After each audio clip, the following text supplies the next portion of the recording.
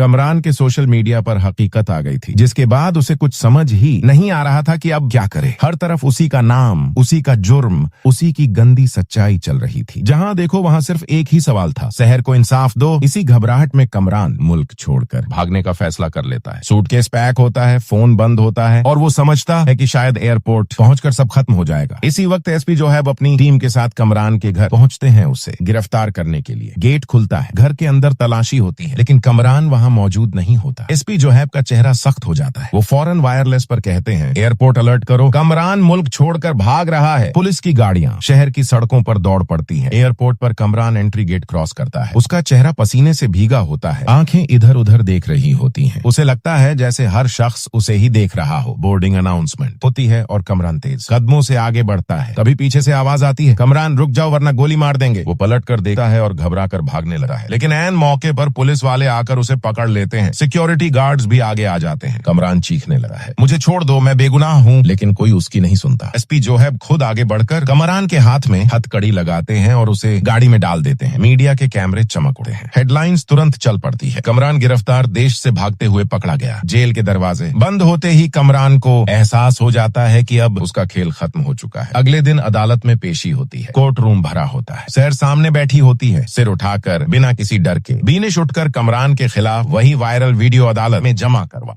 Video screen पर चलती है, कमरान के झूठ, उसका घमंड और फिर सीसीटीवी फुटेज। कोर्ट रूम में खामोशी छा जाती है। जज साहब गौर से सब कुछ देखते हैं। तभी किरण उठकर आगे आती है। उसकी आवाज कांपती है, लेकिन लफ्ज बिल्कुल साफ होते हैं। माय लॉर्ड, मैं सच बोलना चाहती हूँ। शहर बिल्कुल ठीक कह रही है। कमरान ने झूठ बोला और मैं उस झूठ का हिस्सा बनी रही। कोर्ट रूम में सरसराहट हो जाती है। कमरान अपनी जगह पर हिल जाता है। जज साहब का चेहरा सख्त हो जाता है। जज साहब कहते हैं, अदालत के पास अब कोई शक बाकी नहीं रहा। और फिर फैसला सुना दिया जाता है, कमरान को सजाए मौत। कोर्ट रूम में मौजूद लोगों की सांसें रुक जाती हैं। कमरान चीखकर शहर की तरफ देखता है, मुझे माफ कर दो, लेकिन शहर सिर्फ आंखें बंद कर लेती है। उसके चेहरे पर दर्द भी है और सुकून भी। इसी के साथ वकील बुखारी और इंस्पेक्टर शफीक के खिलाफ भी अदालत सख्त रुख इख्तियार करती है। झूठ बोलने और पैसे लेने के जुर्म में दोनों को उनके ओहदों से बर्खास्त कर दिया जाता है। जज साहब कहते हैं, ऐसे लोग कानून की हिफाजत के लायक नहीं। पुलिस दोनों को भी अपनी कस्टडी में ले लेती है। शहर एक हल्की सी मुस्कान के साथ अदालत से बाहर निकलती है। बाहर मीडिया का हुजूम होता है, कैमरे, माइक्रोफोन, हर तरफ आवाज ही आवाज। सभी किरण शहर के पास आती है और रोती हुई कहती है, मुझे माफ कर दो शहर, मैंने सच बोलने में देर कर दी। शहर उसका हाथ पकड़ लेती है और कहती है, देर हुई